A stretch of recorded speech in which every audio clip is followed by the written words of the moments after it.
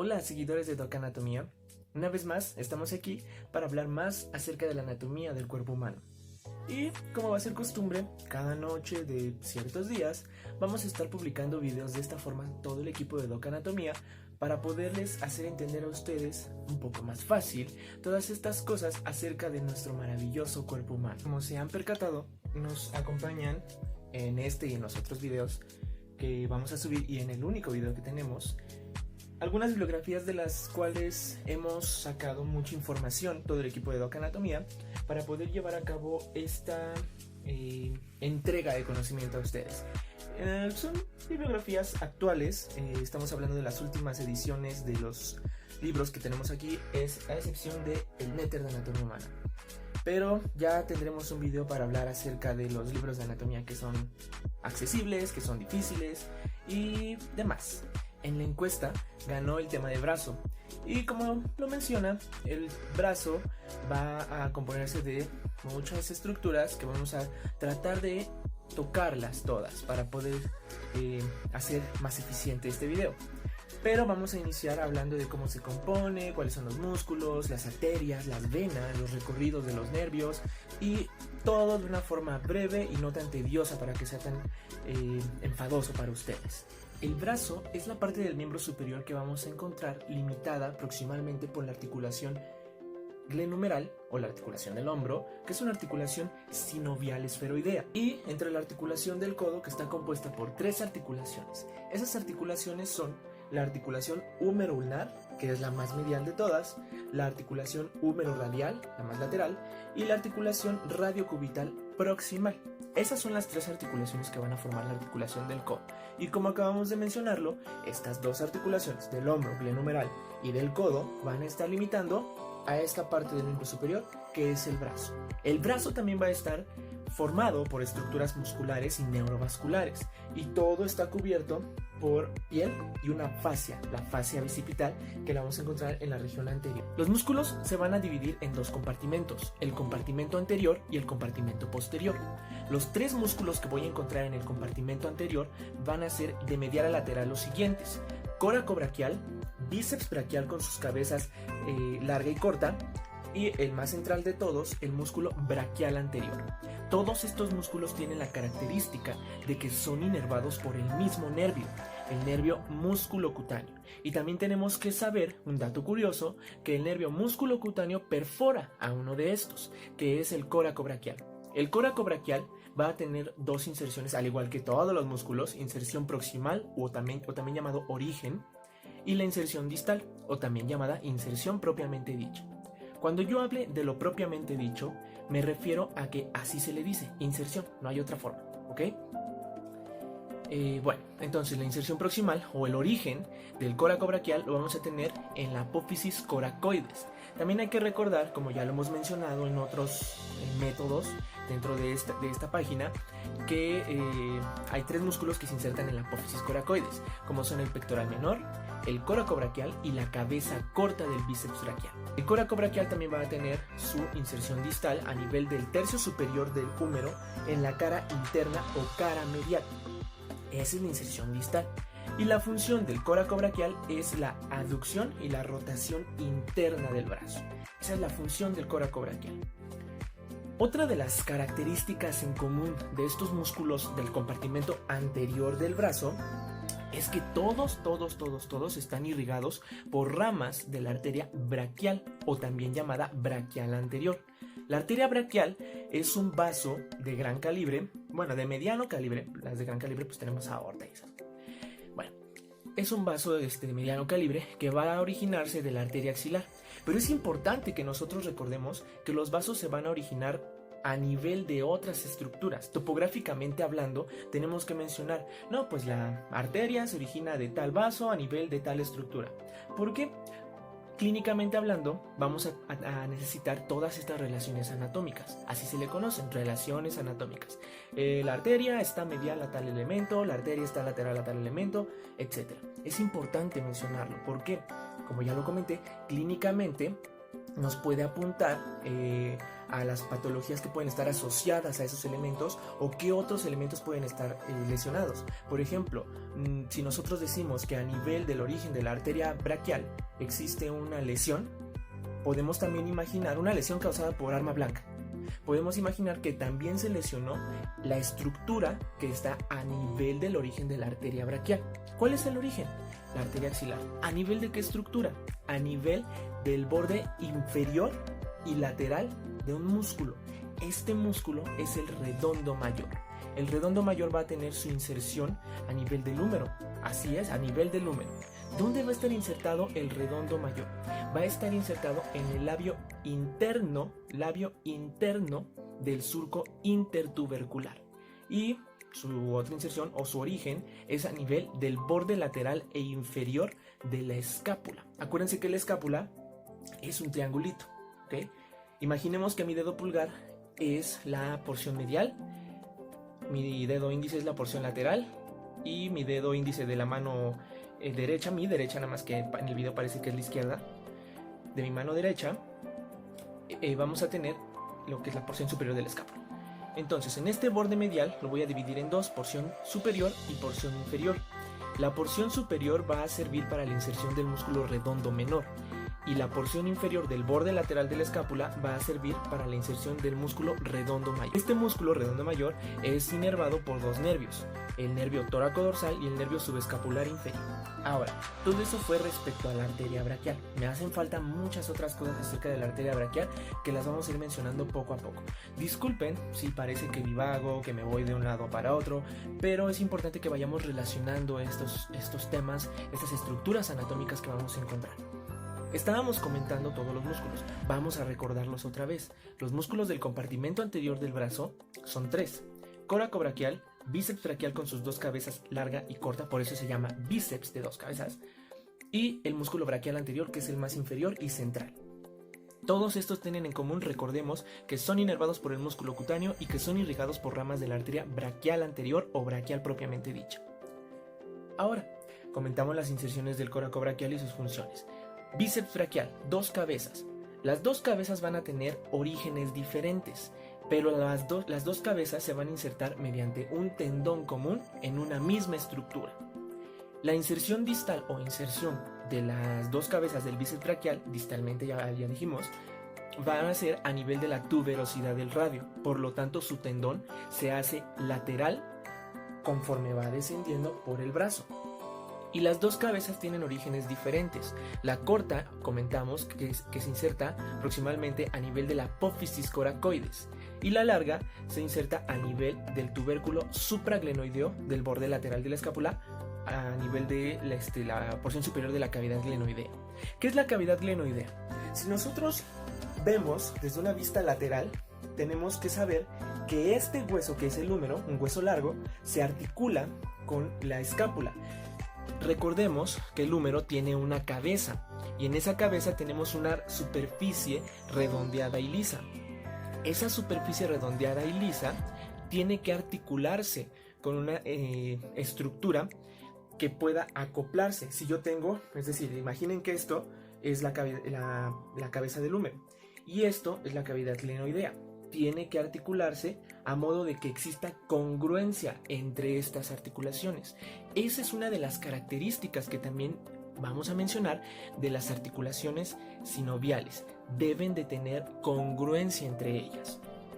Entonces, en esta cavidad glenoidea, imaginen que esta es la cavidad glenoidea, vamos a tener una pequeña elevación irregular en la porción inferior de la cavidad glenoidea y una pequeña elevación irregular en la porción superior de la cavidad glenoidea.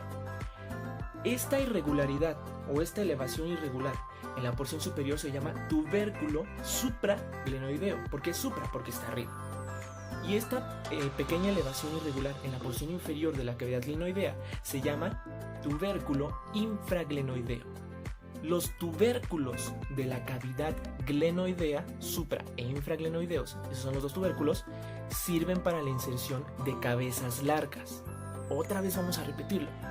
Los dos tubérculos, superior e inferior, de la cavidad glenoidea, o es decir, supraglenoideo, infraglenoideo, sirven para la inserción de las cabezas largas. La cabeza larga del bíceps braquial se inserta a nivel del tubérculo supraglenoideo y la cabeza larga del tríceps braquial se inserta a nivel del tubérculo infraglenoideo. No podemos olvidar esa información que nos puede facilitar el aprendizaje. Ahora, ¿cuál es la función de este músculo bíceps braquial? Es un agonista. ¿Cuáles son las características de estas palabras que estoy diciendo? Agonista, antagonista, sinergista, que también lo vamos a estar comentando más adelante. Esos tres términos. Agonista es todo músculo que ejerce una acción principal. Antagonista es un músculo que se opone a la acción del otro. Y sinergista es un músculo que ayuda a otro a hacer una función. Es decir, el agonista es yo todo lo hago. Antagonista, me opongo para que tú hagas eso. Sinergista, vamos a ayudarnos como equipo para hacer una función. En el caso del bíceps braquial, es un agonista para la flexión y también para la supinación. ¿De qué? Flexión del antebrazo con respecto al brazo y la supinación. Hay que recordar que la supinación es cuando nosotros volteamos nuestra manita, nuestra palma de nuestra mano, la palma de la mano, para que vea hacia Diosito, hacia el cielo, hacia donde quieran ustedes, ¿ok? Y cuando hacemos pronación, la palma de la mano ve hacia el diablo, ve hacia la tierra. Entonces, para recordar eso, supinación a Diosito, pronación al diablo, supinación hacia arriba, pronación hacia abajo. Entonces, cuando yo hago esto y esto, el músculo que está siendo agonista para hacer la función es el bíceps braquial. Pero ojo, existe un sinergista para hacer la flexión del antebrazo con respecto al brazo. Ese sinergista es el braquial anterior o braquial propiamente dicho. Ese músculo braquial se inserta en la mitad distal de la cara anterior del húmero, proximalmente, y distalmente se inserta en la apófisis coronoides de la ulna o del cúbito. Todas estas bibliografías ya nos hablan de la ulna, que es el cúbito.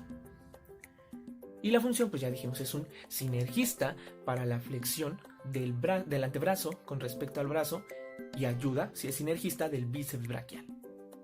Entonces, recordando otra vez, estos tres músculos van a formar parte del compartimento anterior, son inervados por el músculo cutáneo, son irrigados por la arteria braquial.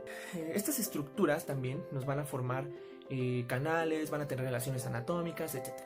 Por ejemplo, el tendón de la cabeza larga del bíceps braquial va a recorrer un surco o un canal. Este surco se llama surco bicipital o corredera bicipital, o también llamado canal intertubercular del húmero. Es decir, entre el tubérculo mayor y el tubérculo menor del húmero existe una pequeña depresión o una depresión poco profunda. Es un surco o un canal. Ese surco se llama corredera bicipital o surco bicipital, por donde pasa la cabeza larga el tendón de la cabeza larga del bíceps braquial. Distalmente, el tendón del bíceps braquial, un dato para que sepan cuál es el bíceps braquial, que ya supongo ya lo deben de saber, es el conejito. Yo no tengo, ¿okay? Pero los que sí tienen pueden alzar su conejito. El tendón en común del bíceps braquial va a formar un canal. Si nosotros vemos, no sé si se alcance a ver en el video, pero si nosotros vemos y hacemos esta pequeña flexión, vamos a poder ver cómo se forma un triangulito a nivel de esta fosita. Este triangulito se llama fosa del codo. A nivel de la fosa del codo voy a tener un canal bicipital interno y un canal bicipital externo. Ese canal bicipital está formado, esos canales bicipitales están formados por el tendón del bíceps braquial. En el canal bicipital interno de la fosa cubital, es decir, medialmente hablando, vamos a encontrarnos a la arteria braquial y al nervio mediano. Más medialmente es el nervio mediano. Y en el canal bicipital externo, lateral al tendón del bíceps braquial, me voy a encontrar al tendón del bíceps braquial y a un nervio que sale lateral a este, que es el cutáneo antebraquial externo o cutáneo lateral del antebrazo, que es una rama terminal del nervio músculo cutáneo. Entonces, eso es importante con respecto a los músculos, con respecto a sus funciones y con respecto también a relaciones anatómicas.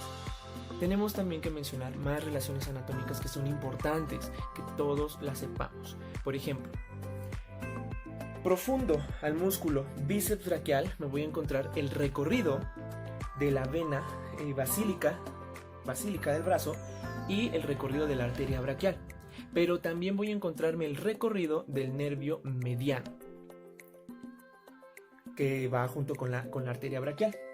Otro de los nervios que vienen por dentro y medial, es decir, profundo y medial al músculo bíceps braquial.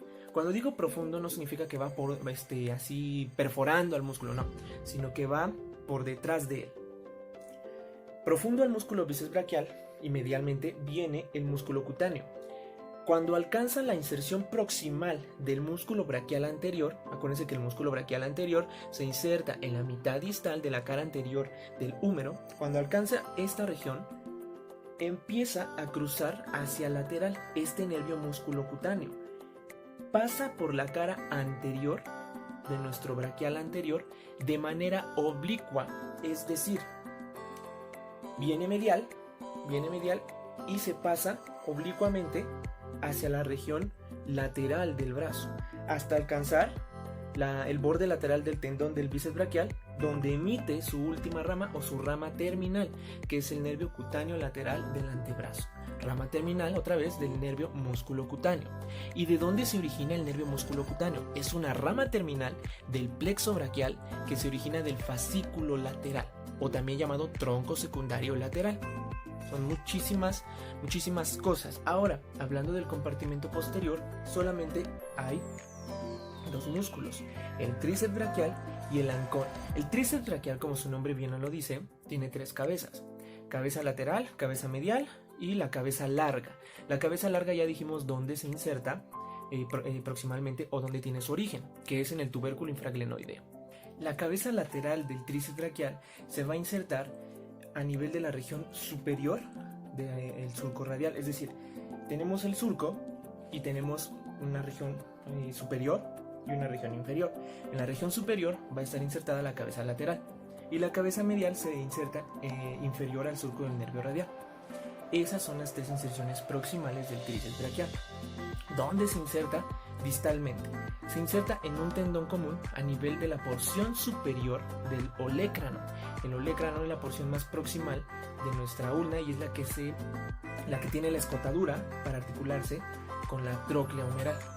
Entonces eso es importante. El anconio, por su parte, es un músculo que se va a insertar en el epicóndilo lateral del húmero proximalmente, y distalmente se inserta en la porción lateral del olecrano. Es un músculo pequeño y es un músculo que también va a ser sinergista para la extensión del brazo. ¿Cuál es la función del tríceps braquial? El tríceps braquial tiene la función de ser antagonista para los músculos del compartimento anterior del brazo. Es decir, si estos hacían flexión, ahora este hace extensión del antebrazo con respecto al brazo. Y el anconio pues es un sinergista para hacer todo esto.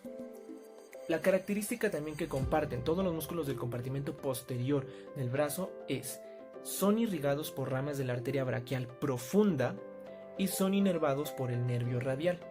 Todo lo posterior, tanto de brazo como antebrazo y mano, es inervado motoramente por el nervio radial. Y la región posterior del brazo, todo eso es irrigado por ramas de la arteria braquial profunda. La arteria braquial se origina de la arteria axilar a nivel del borde inferior y lateral del músculo redondo mayor. Termina a nivel de la cabeza del radio o a nivel del vértice inferior de la fosa cubital. Tenemos que recordar que la fosa cubital tiene forma de triángulo, cuya base está orientada hacia proximal o hacia arriba. Esta fosa cubital va a tener un límite superior, un límite lateral y un límite medial. El límite superior está formado por una línea imaginaria que va entre ambos epicóndilos. Es imaginaria esa línea, no la van a encontrar. El límite medial de esta fosa cubital está formada por el borde lateral del músculo pronador redondo, que es un músculo del antebrazo. Y el borde lateral de la fosa cubital está formado por el borde medial del músculo brachiorradial. Entonces, si nosotros tenemos aquí esta pequeña depresión, que es la fosa cubital, este músculo que tomo acá lateralmente hablando, ¿cómo sé que es lateral? Porque me encuentro al pulgar, a la antenita del radio. Este músculo es el brachiorradial, este músculo es el pronador redondo. Y esta línea imaginaria, imagínensela, es el borde superior de la fosa cubital. A nivel del vértice inferior de la fosa cubital o a nivel de la cabeza del radio, termina la arteria braquial. ¿En qué termina? En una bifurcación. ¿Qué es una bifurcación? Que se parte en dos. Termina en una bifurcación, una arteria que es lateral y una arteria que es medial. La arteria lateral es la arteria radial y la arteria medial es la arteria ulnar o cubital. Ya más adelante, cuando hablemos de antebrazo, mencionaremos cada una de estas ramas, dónde terminan, etc. La arteria braquial, durante su recorrido, emite varias ramas. La rama principal que emite es la arteria braquial profunda o braquial posterior. Algunas bibliografías muy antiguas así le llaman. La arteria braquial profunda va a pasar por un espacio de la región posterior de la axila. Este espacio se llama intervalo húmero-tricipital. El intervalo húmero-tricipital de la región posterior de la axila está limitado por tres estructuras. Es un triángulo, es un intervalo, es un triángulo. Lateralmente por el húmero, medialmente por la cabeza larga del tríceps braquial y superiormente por el borde inferior del redondo mayor. A través de este intervalo pasa esta arteria, que es la arteria braquial profunda, pero pasa acompañada de un nervio. Ese nervio es el nervio radial. Por lo tanto, la arteria braquial profunda, en su paso por la región posterior de la axila, es acompañada por el nervio radial. Desciende lateral al nervio radial en la región posterior del húmero. Por lo tanto, si yo ocasiono una lesión a nivel del surco del nervio radial, es decir, una fractura total a esta región de forma transversal, voy a ocasionar lesión del nervio radial y lesión de la arteria braquial profunda. Puede que pase lesión de la arteria braquial profunda y del nervio radial. ¿Por qué? Porque pasan en esta región de la diáfisis humeral. Esta arteria braquial profunda, ya dijimos por dónde pasa, va descendiendo e irriga las estructuras del compartimento posterior del brazo. Emite dos ramas, una es terminal y una es colateral. La rama colateral es la arteria colateral radial y la terminal es la arteria colateral media. Estas arterias colaterales son las que se encargan de la formación del círculo arterial del codo y se van a anastomosar con ramas de la arteria radial. Y ya, eso es todo con la arteria braquial profunda. La arteria braquial anterior, que es la braquial propiamente dicha, originada de la arteria axilar, a nivel del borde inferior y lateral del redondo mayor, va a emitir las dos ramas terminales que ya dijimos cuáles son, la arteria radial y la arteria cubital, y emite ramas colaterales, como ya dijimos, braquial profunda, y otras dos colaterales que así llevan por nombre, colateral ulnar superior y colateral ulnar inferior. Estas estructuras se llaman ulnares porque están en relación con la región medial del brazo y del antebrazo. También son conocidas como colateral proximal medial y colateral distal medial, por la misma situación de que son mediales. Y una es proximal porque una está más arriba, que sería la superior, y otra es distal porque está más abajo, que sería la inferior. Ahora, estas arterias colaterales también participan en la formación del círculo arterial del codo para la irrigación de las articulaciones de esta región. Se van a anastomosar estas con ramas de la arteria cubital que llevan por nombres recurrentes. Una se llama recurrente anterior y otra se llama recurrente posterior. La arteria colateral ulnar superior se va a hacer posterior y esa se va a anastomosar con la arteria recurrente cubital posterior de la arteria cubital. Y la arteria colateral ulnar distal se va a hacer anterior y va a anastomosarse con la arteria recurrente cubital anterior. Por lo tanto, la arteria colateral que acompaña al nervio por el canal epitrócleo olecraniano, es decir, por la región posterior al epicóndilo medial y la región posterior al olecranon, es la arteria colateral ulnar superior. ¿Okay? Acompaña el nervio ulnar por esta región. Entonces no lo podemos olvidar. Puede estar medio confuso, pero ya repitiendo, se lo van a aprender. Y eso es con respecto a las arterias, los músculos, los nervios. Vamos a hablar finalmente de las venas. Las venas se van a originar a nivel de la fosa del codo, que están superficiales a la fascia bicipital, de una estructura que se llama M venosa, que es la que normalmente podemos ver en los pacientes, que es donde hacemos venoclisis, donde sacamos muestras, etc. La M venosa se va a formar por las venas cefálica del antebrazo, basílica del antebrazo y las venas medianas de la región anterior del antebrazo. Y esta M venosa me va a originar a las venas de la región del brazo, que son la vena basílica y la vena cefálica del brazo, obviamente. La que es más externa de todas y va por el surco deltopectoral es la vena cefálica. La que se hace profunda al bíceps braquial y origina principalmente a la arteria axilar es la vena basílica. Y las venas braquiales se originan también de esta M venosa. Y estas contribuyen a la formación de la vena axilar. Algunas bibliografías como el PRO nos dicen que estas son las primeras afluentes de la vena axilar. Entonces eso es importante. La vena cefálica, por lo tanto, drena en la vena subclavia. Entonces eso también tenemos que recordar. Origen y terminación. La linfa de esta región, ya para concluir, del miembro superior, de todo el miembro superior, drena hacia los linfáticos humerales de la axila. Eso es algo súper breve de lo que es el brazo. Vamos a ir resolviendo dudas, todo lo que ustedes quieran aprender más, pueden enviar mensaje a las redes sociales de Doc Anatomía y él se las va a responder con gusto, cualquiera de nosotros del equipo. No olviden compartir este video y darle like a todas estas redes sociales y hablar de nosotros con todos sus amigos para que puedan aprender lo maravilloso que es nuestro cuerpo humano. Como yo siempre lo voy a decir, nuestro cuerpo humano es maravilloso. Hay un mundo dentro de nosotros y tenemos que aprender de él para poder saber cómo funcionamos y todo. Nos vemos en el próximo video de Doc Anatomía.